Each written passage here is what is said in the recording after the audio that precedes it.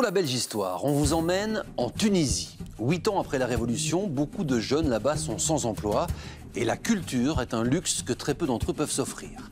Alors une troupe de théâtre bruxelloise a décidé d'amener la culture jusqu'à eux. Ils ont embarqué dans des roulottes et transporté un chapiteau dans les coins les plus reculés de Tunisie. Fiona Collien. C'est l'histoire d'un projet culturel un peu fou. Une succession de caravanes belges qui amènent le théâtre en Tunisie. Elles se posent dans des villes, des villages et proposent des spectacles gratuits pour tout le monde. En Tunisie, c'est rare. Certains dans le public vont assister à leur tout premier spectacle. Dans cette histoire, il y a des artistes, des rencontres et des chapiteaux bien remplis. Voici les comédiens. Notre Belge Histoire. Et dans cette Belge Histoire, nous vous emmenons donc en Tunisie. Bienvenue à Bizerte, une ville portuaire au nord du pays. Bizerte, son vieux port, ses rues animées, son marché. Jusque-là, rien d'inhabituel. Mais ce jour-là, on y découvre un drôle de campement. Des chapiteaux, des caravanes, posés en plein cœur de la ville. Une compagnie de théâtre belge s'est installée là. Elle vient proposer un spectacle aux Tunisiens. À l'extérieur, les premiers curieux font déjà la file. On dit en fait aux gens, tout est gratuit, vous ne devez pas payer, mais vous devez réserver, donner votre nom et réserver pour voir un spectacle. Donc ça, c'est tout à fait normal. Et le bouche à oreille fonctionne. Et le bouche à oreille fonctionne. Jamal est le directeur artistique de la compagnie belge. Il va nous mener à l'intérieur du chapiteau.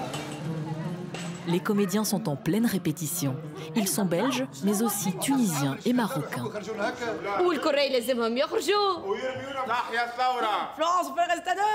Pour cette tournée en Tunisie, ils ont traduit une partie de la pièce en arabe. Il faut qu'un maximum d'habitants se mobilisent.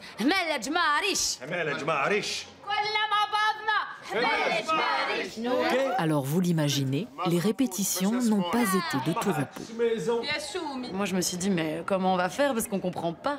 Et donc s'il y a un problème, si quelqu'un oublie son texte, on sait pas l'aider. Enfin nous en tout cas francophones qui comprenons rien à l'arabe, on sait pas les aider. Et en fait nous on retient les phrases des autres aussi. Donc et par le même coup on apprend un peu l'arabe. Le spectacle va pouvoir commencer. L'objectif de la troupe, c'est d'amener le théâtre là où il va rarement. Ici, en Tunisie, la culture est loin d'être une priorité. Elle est très peu financée. Alors assister au spectacle, pour beaucoup, c'est une grande première. Mesdames et messieurs, bon après-midi. Bienvenue sous le chapiteau des nouveaux disparus. L'équipe doit donc expliquer les règles de base. La première règle, c'est le silence. Écoutez bien les enfants et les parents. On ne parle pas pendant le spectacle. Pendant le spectacle, les seuls qui parlent sont les acteurs. C'est parti pour 1h10 de théâtre. La pièce s'appelle Le mariage de Lila. Elle parle d'un mariage mixte et aussi d'un quartier qui se bat contre l'expropriation. Deux thèmes qui parlent aux Tunisiens. Le public semble adhérer. Une belle victoire pour les Belges. Car pour arriver jusqu'ici, ils ont déplacé des montagnes. Il y a quelques mois, la compagnie a quitté Bruxelles par la route avec un charroi de 180 mètres de long. Ils sont descendus jusqu'à Marseille, ont pris le bateau avant de sillonner la Tunisie. C'est sûr, ce convoi ne passait pas inaperçu. Dans chaque ville, il a ensuite fallu tout installer. Hors de question d'aller dans les théâtres officiels, Jamal veut être au cœur de chaque ville. Pour moi, la base du projet, c'est à chaque fois installer le chapiteau en plein cœur d'un quartier populaire, devant la Médina. C'est-à-dire, par exemple, la Médina est l'endroit où tout le monde vient, le pauvre, le moins pauvre, le riche. Je trouve que pour moi, c'est l'endroit idéal pour installer le chapiteau, surtout quand on veut faire de la démocratisation culturelle. Et au marché, la nouvelle a vite fait le tour des étals. Beaucoup ont entendu parler des Belges et de leur chapiteau. Est-ce que vous allez aller au théâtre belge? Oui, hier j'ai maintenant travaillé après, Inch'Allah, je vais aller avec ma copine à le théâtre. Avec son théâtre gratuit, Jamal a amené une petite révolution, avec des résultats parfois surprenants. Il se souvient par exemple de la petite ville de Sbetla, au milieu des montagnes, où 12 000 personnes se sont ruées vers le chapiteau. Tout le monde est descendu parce que d'un coup, ils se sont rendus compte qu'il y avait un spectacle gratuit pour tout le monde.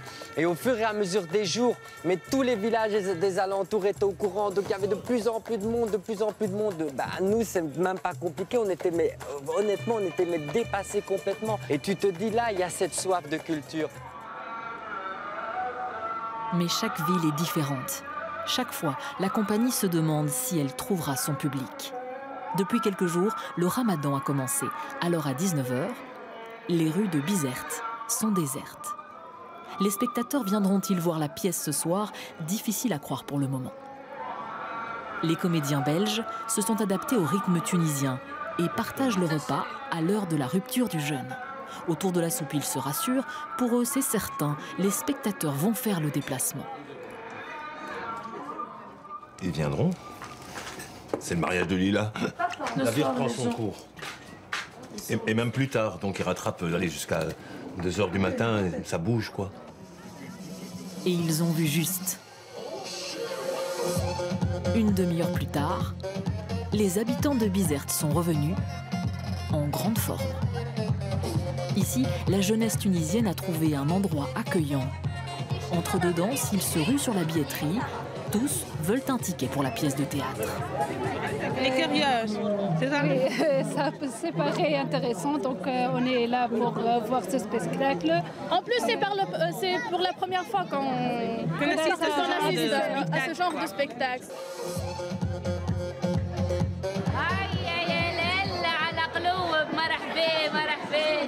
Une fois de plus, le chapiteau est totalement rempli. La compagnie belge a réussi son pari et c'est reparti pour le mariage de Lila. Les acteurs se donnent à fond. Ici, ils jouent cette pièce 2 fois par jour. Je vais me marier.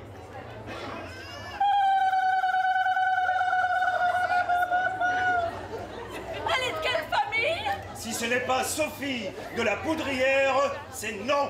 Elle s'appelle Lila. Lila Chérifi.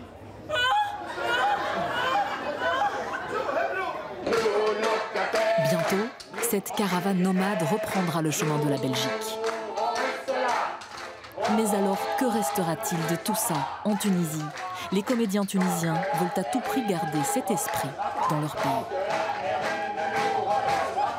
Moi, comme une Tunisienne et tout, on doit faire ça dans la Tunisie, donc partout on va faire ça. Elle devient un rituel ici. J'aimerais bien être ça comme un rituel. C'est pas que avec le nouveau disparu, tout ça, ça part, mais on va continuer à ça. Et c'est bien, ce échange. En 2 mois, 45 000 Tunisiens ont vu le spectacle amené chez eux par les Belges. Un succès inespéré et un fameux moment de partage entre les 2 côtés de la Méditerranée.